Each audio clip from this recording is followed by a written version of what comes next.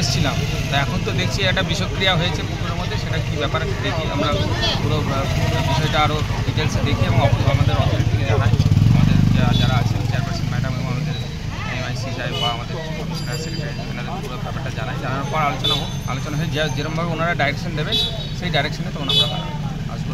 আগে তো অন্য কারোর টেন্ডার ছিল, আগে যা টেন্ডার ছিল আমরা নতুন টেন্ডার যে পেয়েছি তাকে আমরা দেওয়ার জন্য আজকে এসেছিলাম। এসে কি দেখলেন?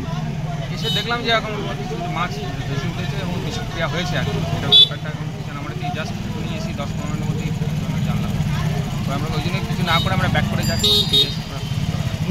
নতুন যে পেয়েছে তাকে হ্যান্ড ওভার দেওয়া গেল না, তো আজকে আর হলো না, অফিসের সঙ্গে আলোচনা করে নিয়ে যেভাবে ওনারা ডাইরেকশন দেবে সেই ডাইরেকশন ঠিক আছে। সাহেব আপনার নাম?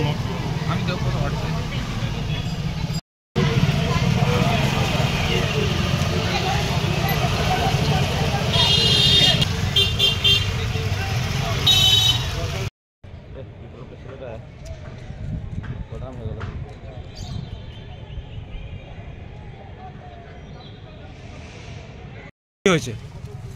এইভাবে সাধারণত পুকুরে মাছ মরে যাওয়ার কারণ দুটো, এক জলে গ্যাস হয়ে গেলে পরে তখন মাছ মরে যায়, আর দ্বিতীয়ত হলো যখন জলে কোনো বিষক্রিয়া জিনিস দিয়েছে, কোনো তেল জাতীয় জিনিস দিলে তখন মাছটা ভেসে ওঠে, কিংবা সেটা যখন বিষে পরিণত হয়ে যায় তখন মাছটা পুরোপুরিভাবে মরে যায়। তার জন্য সাপও মারা গেছে। এক্ষেত্রে কি হয়েছে?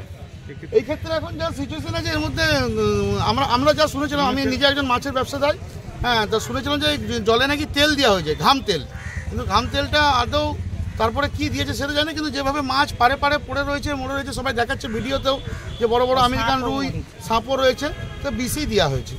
কেন এরকমটা হলো? মানে কি এখানে কি টেন্ডার হস্তান্তর হয়েছে? মানে এখানে কি হলো না হলো সেটা তো আমরা জানি না। টেন্ডার কি যে চাষ করে কি শুনো, টেন্ডার আগে যে লোকের ছিল সেই লোকের এখন তার টেন্ডার নেই, এখন আমাদের ভোলা ভগতদার হয়েছে টেন্ডারটা।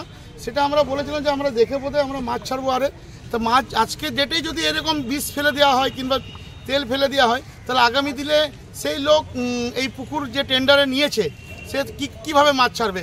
তা দ্বিতীয় দিনে যে কে এই জিনিসটা ঘটবে না সেটা দায় কে নেবে? যে টেন্ডার আগে ছিল সে একজন মানে প্রভাবশালী লোক, পলিটিক্যাল নেতা, তৃণমূল নেতা, তার পক্ষে এরকম কাজটা কি মানে মানানসই? সেটা তো আপনারা ভালো করে জানবেন, সে তিনি কে, কি প্রভাবশালী, কি, যেহেতু ব্যবসার খাতিরে সে বলবো যে এই কাজটা করেছে খুবই অন্যায়যোগ্য কাজ।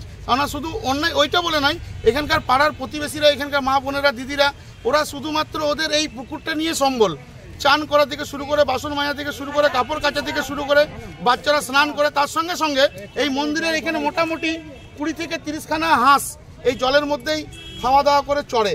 তো এই বিষক্রিয়াতে ওদেরও মৃত্যু হতে পারে, ওরা তো আর বলতে পারবে না যে এর মধ্যে কী হয়ে যায়। আজকে বাচ্চাদেরকে আটকে রাখবে এনারা, হ্যাঁ, মারা বোনেরা, নাহলে বাচ্চারা নামবে না, এদের জলের যে ঘাটতিটা হবেই, কিন্তু ওই হাঁস পশু তাদের তো মৃত্যু হতেই পারে, যেমন সাপ মরে যাচ্ছে।